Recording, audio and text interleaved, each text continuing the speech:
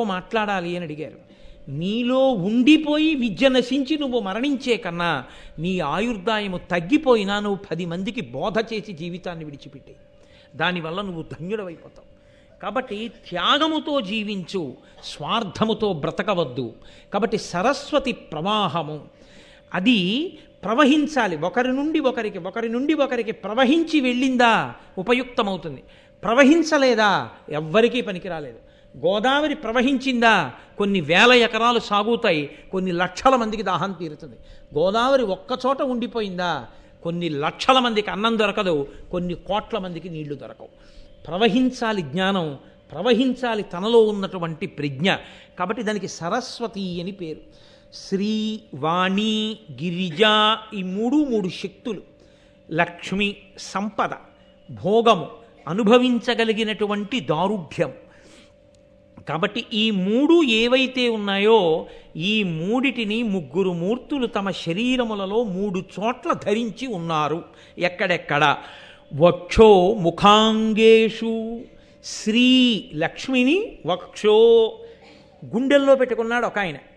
వాణి సరస్వతిని ముఖ అంటే సంస్కృతంలో ముఖ అన్న శబ్దానికి నోరు అన్నది కూడా అదే అర్థం. కాబట్టి నోటి యందు నాలుక చివర నిలుపుకున్నాడు ఒక ఆయన. అంగేషు శరీరంలో సగభాగం ఇచ్చాడు, లేదా శరీరం ఇచ్చేశాడు పరమేశ్వరుడు పార్వతీదేవికి. కాబట్టి ఈ 3 శక్తులను తమ శరీరములో ఉన్నటువంటి 3 అవయవముల యందు నిలుపుకున్న త్రిమూర్తులు ఎవరున్నారో వారు సశక్తియుతులై ఉన్నారు. ఇది నన్నయ్య గారి యొక్క ప్రార్థనా శ్లోకం. మనకి సంప్రదాయము అని ఒక మాట, మీతో నేను ఇందాక మనవి చేశానే, వేదంలో ఆచారము అని ఒకటి ఉన్నది అని.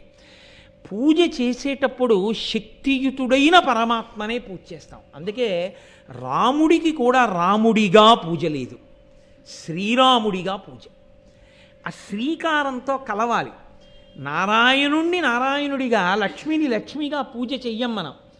అసలు లక్ష్మిని పూజ చెయ్యాలంటే ఆయన గుండెల మీద కూర్చొని ఉంటుంది ఆవిడ. లక్ష్మీం క్షీరసముద్రరాజతనయాం శ్రీరంగధామేశ్వరీం, ఆయన గుండెల్లో ఆవిడ ఉంటుంది. అందుకని మీరు విడిగా ఎలా పూజ చేస్తారు? వాళ్ళు కలిసే ఉంటారు. ఈ కలిసి ఉండడం ఉన్నదే, ఈ సశక్తియుతంగా ఉండడం ఉన్నదే, ఇది ఉండరులు కలిసిమెలిసి ఉండడం ఆ కుటుంబ జీవనాన్ని తెలియచేస్తుంది. అందుకే శంకర భగవత్పాదులంతటి వారు శివానందలహరి చేస్తే నిత్యాయ త్రిగుణాత్మనే పురజితే కాత్యాయని శ్రేయసే సత్యాయ ఆద్య కుటుంబిని అంటారు. ఆద్య కుటుంబిని, మొదటి కుటుంబం.